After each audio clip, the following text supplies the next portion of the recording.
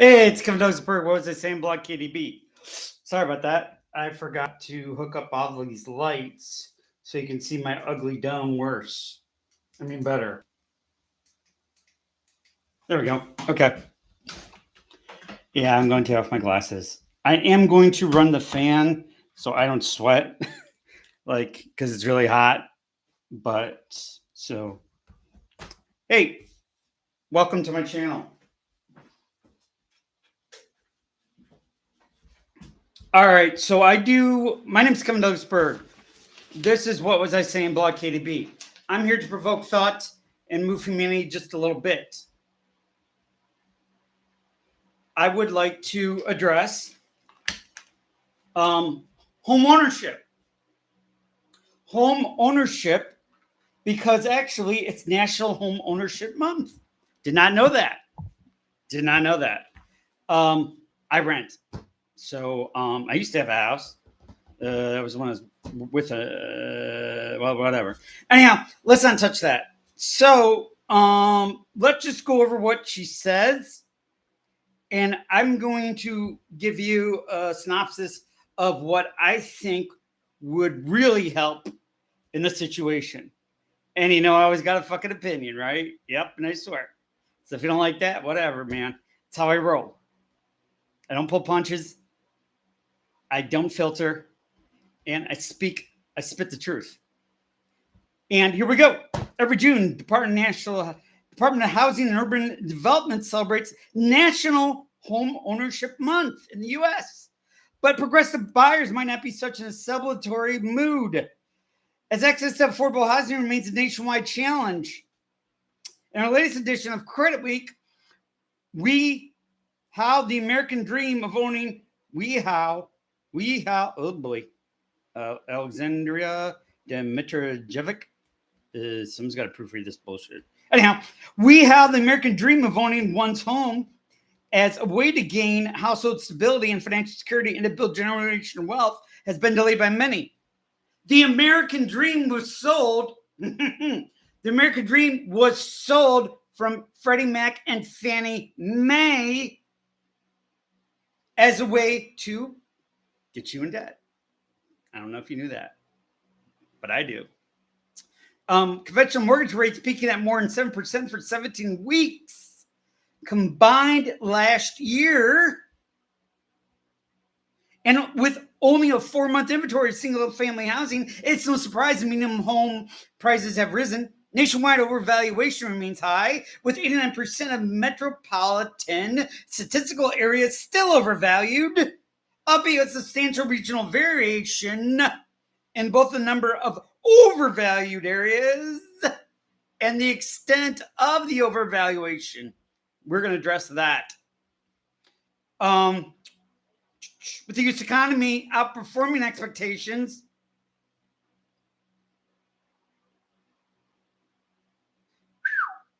you gotta be fucking kidding me there.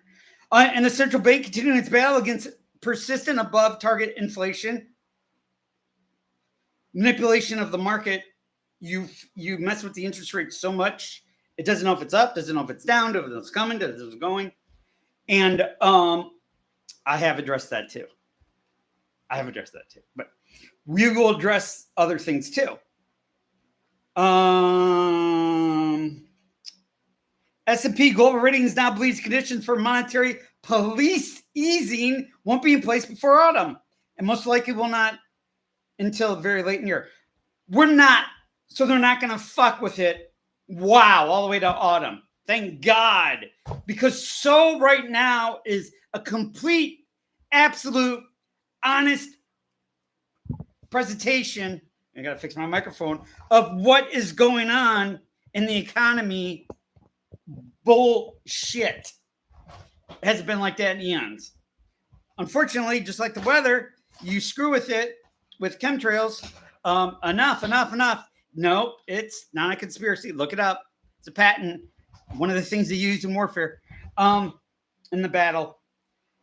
And we don't know what's up, what's down. We don't know what climate is up. Is it down? Is it up? Is it down? No one knows. Okay. With this is great.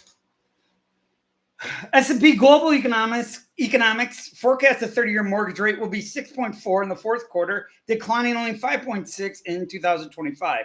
We believe U.S. home prices will continue to depend on a combination of factors, including the trajectory and stability of the 30-year mortgage rate, local housing, and economic fundamentals. And this is read the full piece here. You know what? No more institutional investors that can buy houses by the thousands. And then, I think I'm good on my chair. Sorry, folks. And then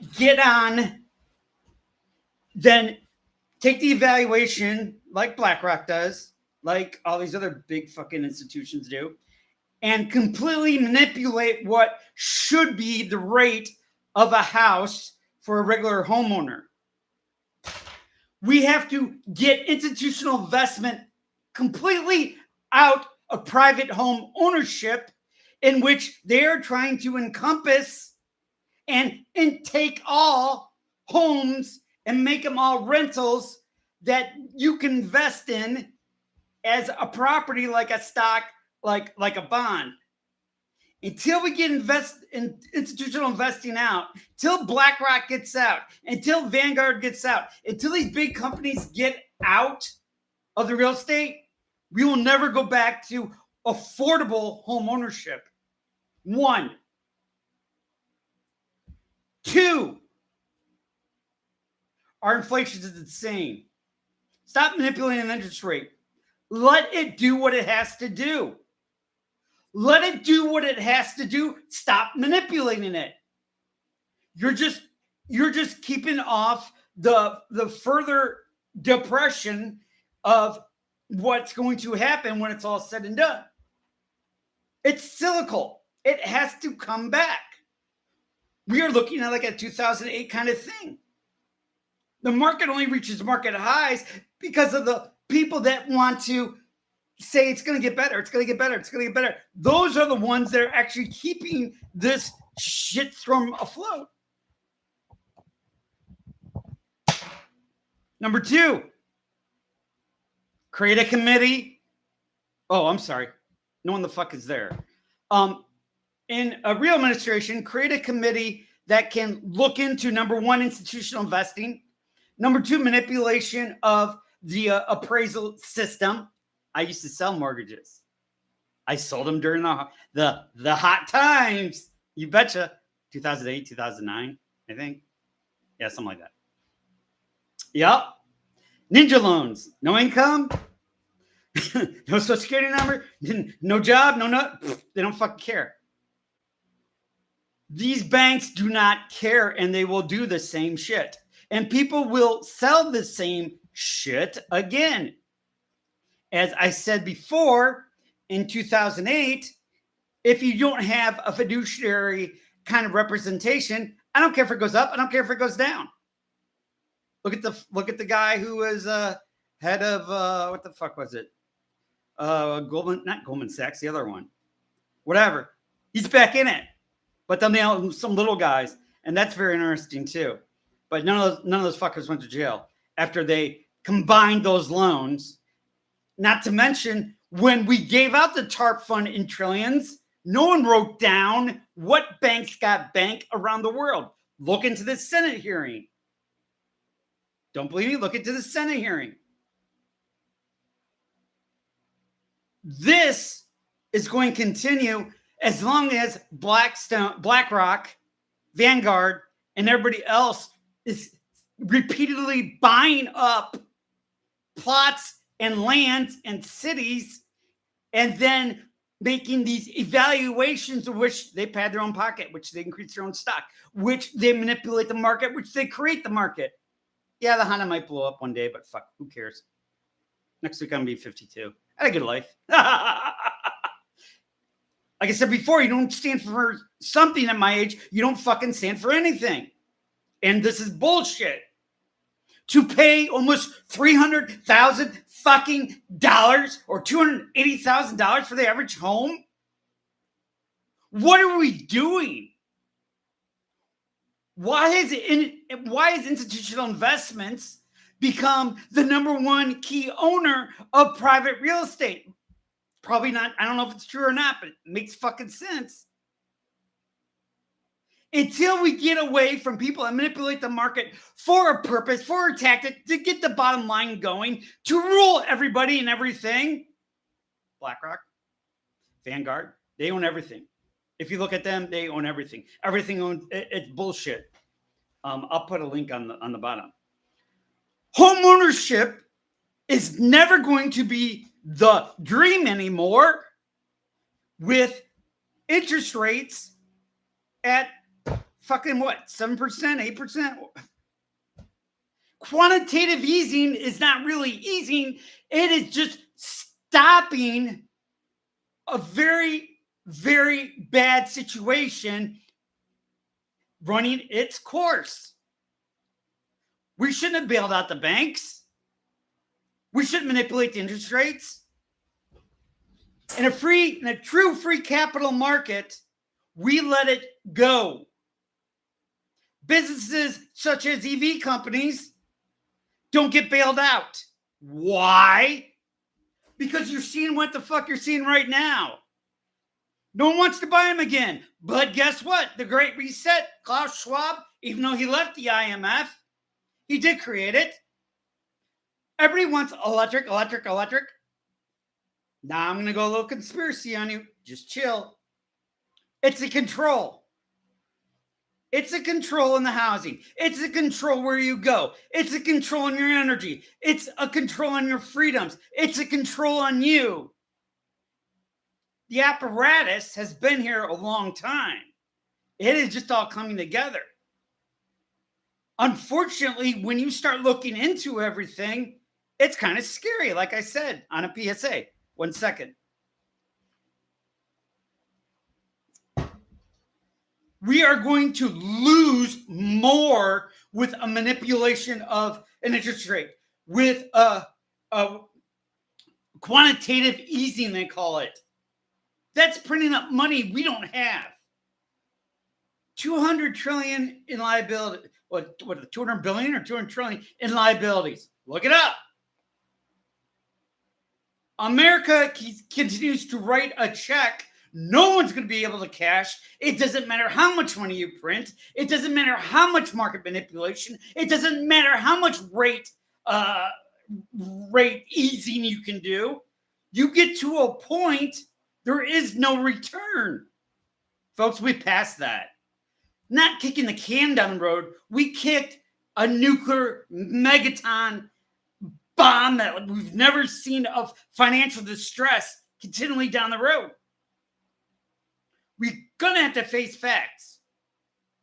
There's not enough even dollars created to pay back what we owe right the fuck now.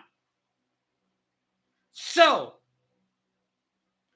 this isn't going to do shit. None of that's going to do shit. You got to get institutional investors out. Stop manipulating the market. Let a capital market be a capital market. Not an oligopoly, not a mogolopoly, not let institutional investors buy cities, buy sectors, buy states, not states, but buy, and then manipulate every single price. The regular investor could never get in right now. The Grant Cardone shit and Dave Del, that shit, no one, that's not going to work right. It will never work right now. Why? Because people bought up a whole neighborhood. People buy up whole cities. People buy up whole districts. I'm not talking people. I'm talking BlackRock. Look into it. They own everything.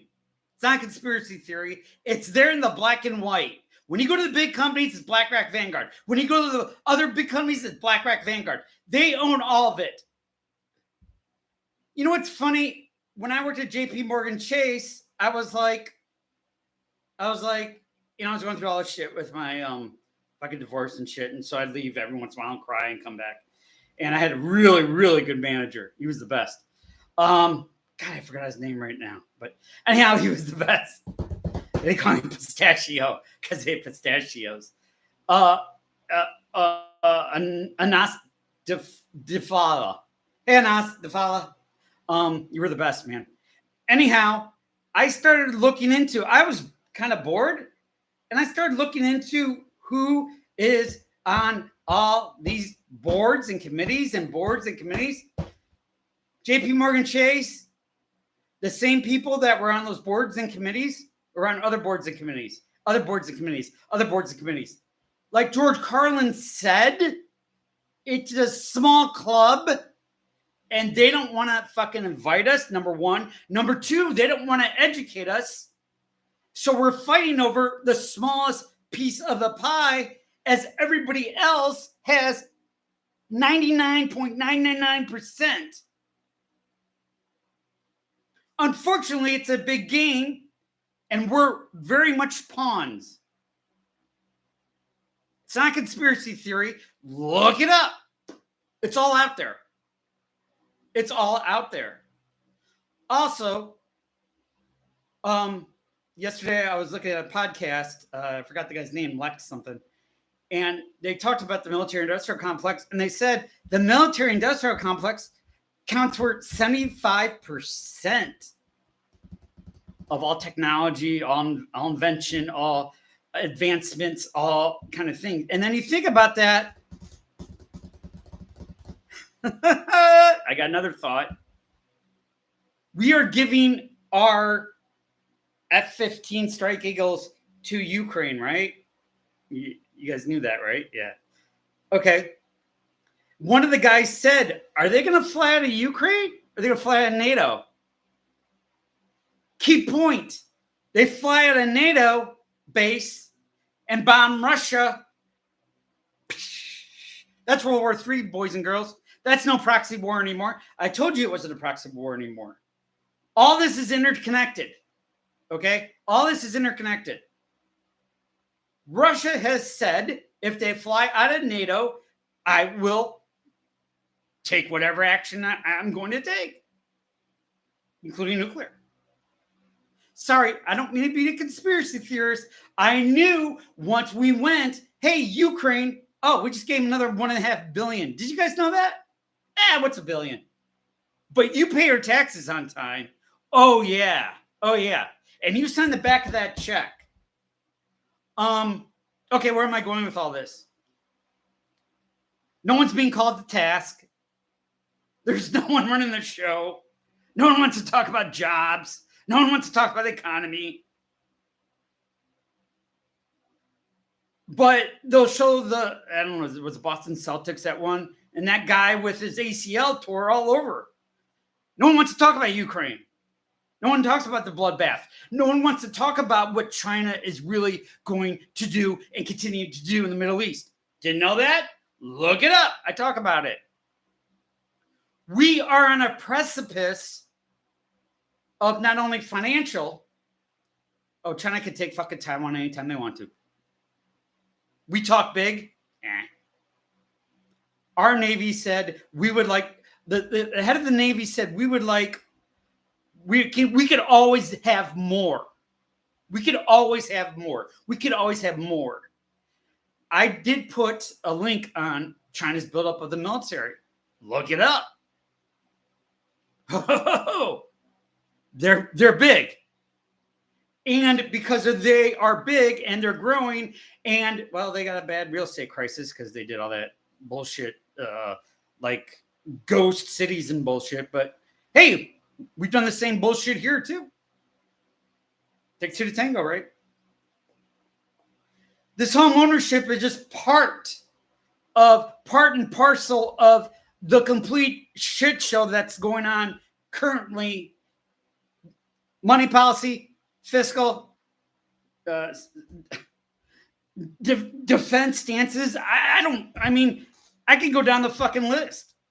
No one's calling the task of this administration. I do not know why. I do not know why. That's why I'm here, to spit the truth, to tell you about that affordable, never going to be housing unless we get institutional investment completely out of, stop manipulating the whole show. They're doing it in Las Vegas. They're doing city. They're doing complete fucking neighborhoods now and everything. Look it up. If we don't get that out, everything else doesn't matter. My name's Kevin Douglas Berg. This was the emergency presentation of Let's Do It to It. News of the day. I looked through the current news so you don't have to go through all the bullshit. This focused on June, National Homeownership Month. At Kevin Douglas Berg, what was I saying, blog KDB? We close it out with prayer. Pray for you, pray for me, pray for world peace. Pray for those coming and going. Pray for the anti-Semites. Pray for the asshole next door. Pray for the people that are coming and going on plane, train, automobile. Pray for the people on the train that come tonight 3 times a day. Pray for those that have served, are serving, post-serving, fighting with PTSD. Pray for those that are in and out of the hospital, want a better day. Pray for those in uniform. Pray for those that have served, are serving, fighting PTSD. Pray for those policemen, policewomen, firefighters, all rescue officers, responders, anybody in the medical field, any doctors. And let's pray for those that do not have nourishment today. Tomorrow will be a better day. Let's pray for those that do not have shelter, that tomorrow will be a better day. Let's pray for those that do not have the proper lavatory services to shower and shave and get clean, that tomorrow is a better day than today. Let's pray for those that are going through depression, financial distress, social distress, any other distress, that today is better than it is, that tomorrow is today. Tomorrow is better than today. My name is Kevin Douglas Berg. I'm here to provoke thought and move humanity forward. You guys are the best. Kevin out.